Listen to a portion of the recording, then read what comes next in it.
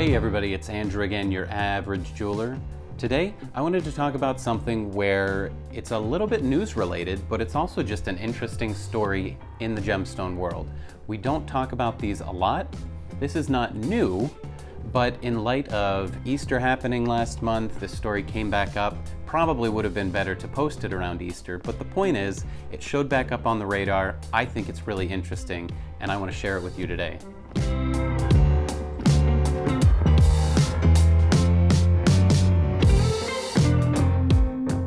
So Easter and Easter eggs, pretty common correlation there. Now, what about Easter eggs and gemstone eggs? Yes, I'm talking about eggs made out of gemstones. This is a real thing. I was recently looking at a GIA article discussing this, and I wanted to share it with you. So it's not uncommon for gemstones to be cut into different shapes.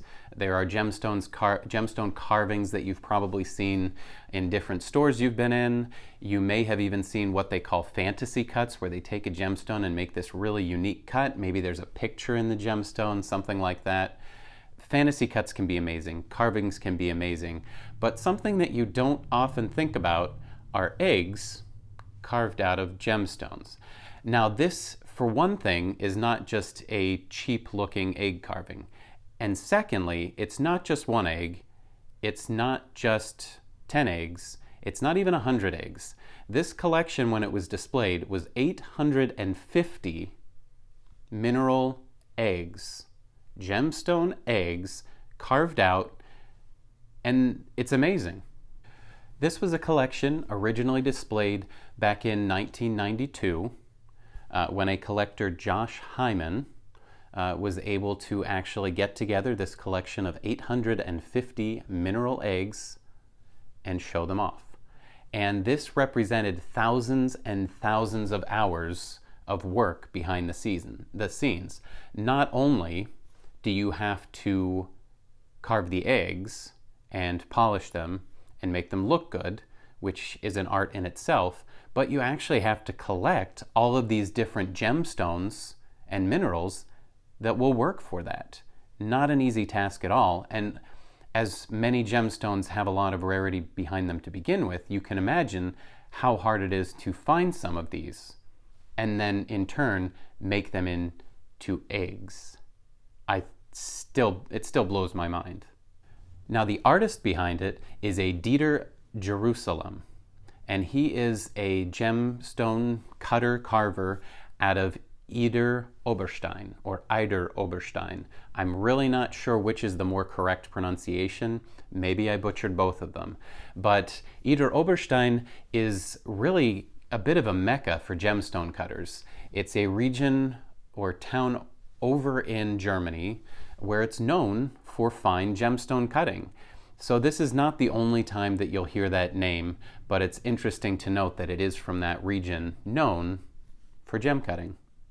So to give you an idea of some of these eggs, what they are, where they come from, it talks about some noteworthy locations, including Idar-Oberstein agates, which is why that location became such a mecca to begin with, and why so many people ended up there.